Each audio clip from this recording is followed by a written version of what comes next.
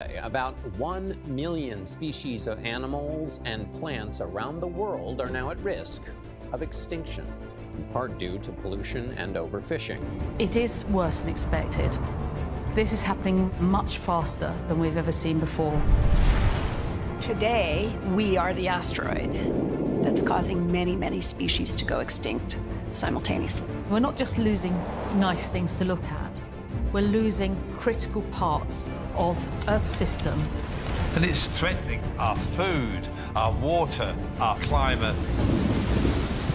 We are encroaching further and further every day into wildlife habitat, and that drives emerging diseases. If we carry on like this, we will see more epidemics as bad as this, and some of them could even be worse.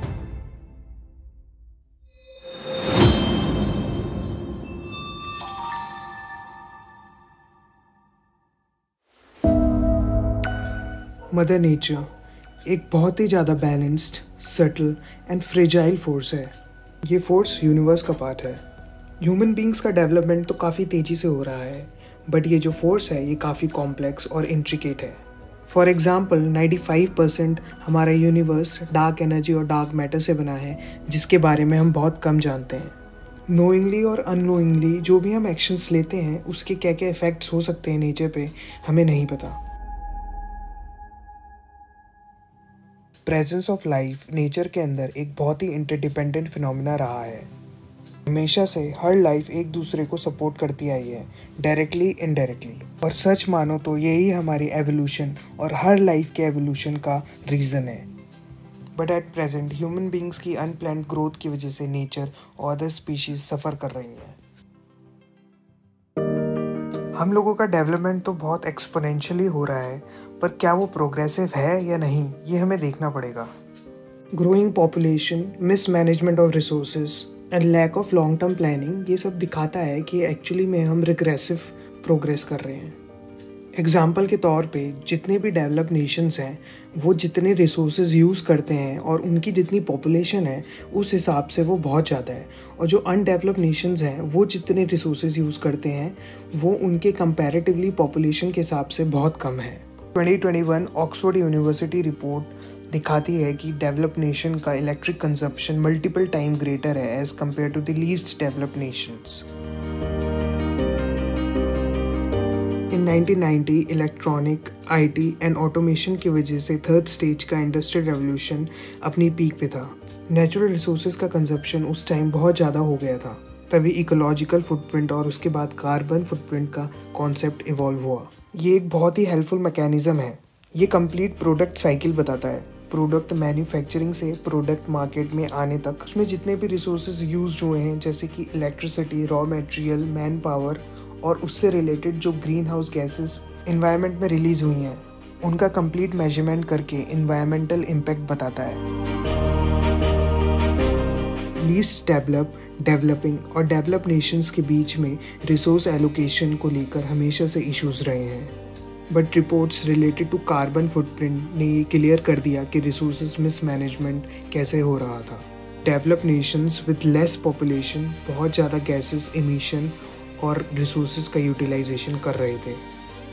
इसी वजह से meet consumption इन्हीं develop Nations में बहुत ज़्यादा है। इसका carbon footprint भी बहुत हाई होता है, जो कि कंट्रीब्यूट करता है extensively green house gases emissions में। ये साफ बताता है कि हर आदमी को इक्वल अपॉर्चुनिटी और रिसोर्सेज नहीं मिल रहे हैं। जो रिच हैं उनको मिल रहे हैं और जो रिच नहीं हैं उनको नहीं।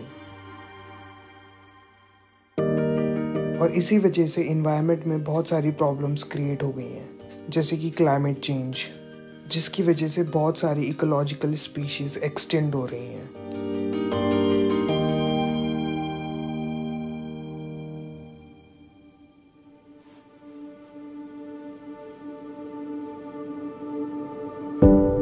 ह्यूमन बींग्स के सेल्फिश एक्शन की वजह से अब हमारे नेचर को सफ़र करना पड़ रहा है। हमारे पूरे अर्थ का क्लाइमेट और इकोसिस्टम चेंज हो रहा है। इसकी वजह से हमारी बायोडाइवर्सिटी में बहुत ही ज़्यादा ड्रामेटिक चेंजेस हो रहे हैं। फॉर एग्जाम्पल कोरल रीफ्स जो ओशन की बायोडाइवर्सिटी का सोर्स माने जाते हैं अब ख़त्म हो रहे हैं क्योंकि ओशन का टेम्परेचर हर साल बढ़ रहा है ग्लोबल पॉल्यूशन की वजह से। हमारे ओशंस बहुत बड़ा रोल प्ले करते हैं हमारे क्लाइमेट को कंट्रोल करने में।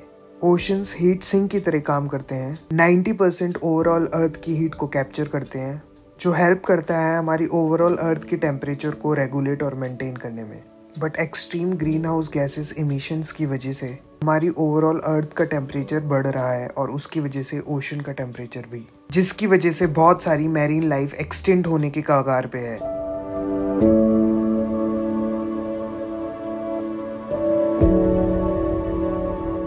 इसी वजह से हर साल इंडेंजर्ड स्पीशीज का नंबर ग्रो हो रहा है।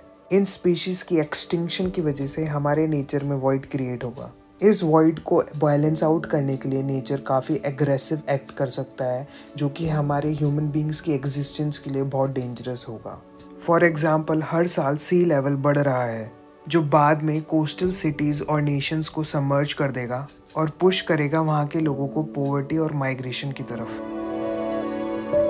वैसे बहुत स्पीशीज क्लाइमेट चेंज की वजह से एक्सटिंक्शन की तरफ जा रही हैं, बट कुछ स्पीशीज ह्यूमन बीइंग के गलत इन्वेंशन की वजह से एक्सटिंक्ट हो रही हैं और कंट्रीब्यूट कर रही हैं क्लाइमेट चेंज की तरफ। हमारे भारत में बायोडाइवर्सिटी बहुत अच्छी है क्योंकि यहाँ पर हर तरीके का क्लाइमेट और जोग्राफिकल कंडीशन देखने को मिलती है। फॉर एग्जाम्पल इंडियन वल्चर में वेराइटीज़ बहुत पाई जाती हैं, बट आज की डेट में इंडियन वल्चर्स क्रिटिकली इंडेंजर्ड है। Pain killer diclofenac human invention सिर्फ ह्यूमंस के लिए कारण बना 90% वल्चर पॉपुलेशन की डिक्लाइन का। डाइक्लोफिनेक एक्सटेंसिवली यूज हुआ करती थी पेन रिलीफ के लिए एनिमल्स के ऊपर, बट जब ये एनिमल मर जाते थे तो वल्चर्स इनको कंज्यूम करते थे due to natural food cycle, और इसकी वजह से डाइक्लोफिनेक भी उनकी सिस्टम में आ जाता था। बट डाइक्लोफिनेक बहुत पोटेंट साबित हुआ और उनकी किडनीज को फेल कर दिया, जिसकी वजह से वो मर जाते थे, और रिजल्ट ये हुआ कि उनकी पॉपुलेशन बहुत ही तेज़ी से डिक्लाइन हो गई। वल्चर स्पीशीज़ बहुत इम्पॉर्टेंट है क्योंकि ये क्लीन अप का काम करती हैं, ये हमारे एनवायरनमेंट को क्लीन करती हैं। एनिमल की डेड बॉडीज़ को ये हमारे एनवायरनमेंट से रिमूव करती हैं। अगर वल्चर्स इन डेड बॉडीज़ को रिमूव नहीं करेंगे तो ये बॉडीज़ ऑटोमेटिकली डिकम्पोज होंगी और साथ ही साथ CO2, मीथेन और अदर ग्रीन हाउस गैसेस को रिलीज़ करेंगी हमारे एनवायरनमेंट में।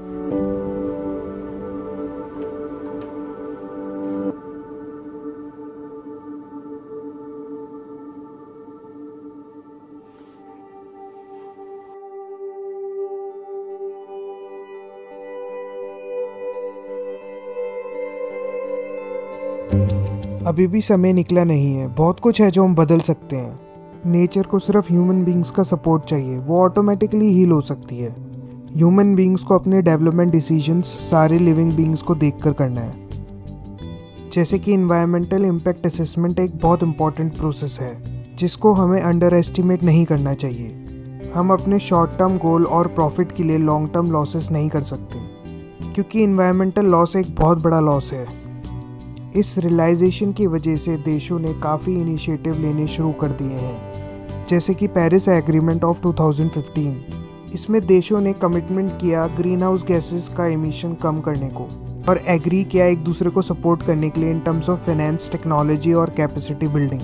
नेशंस ने नेट ज़ीरो इमिशन के लिए टारगेट्स बनाए, time and year based goal set किए इमिशन अचीव करने के लिए।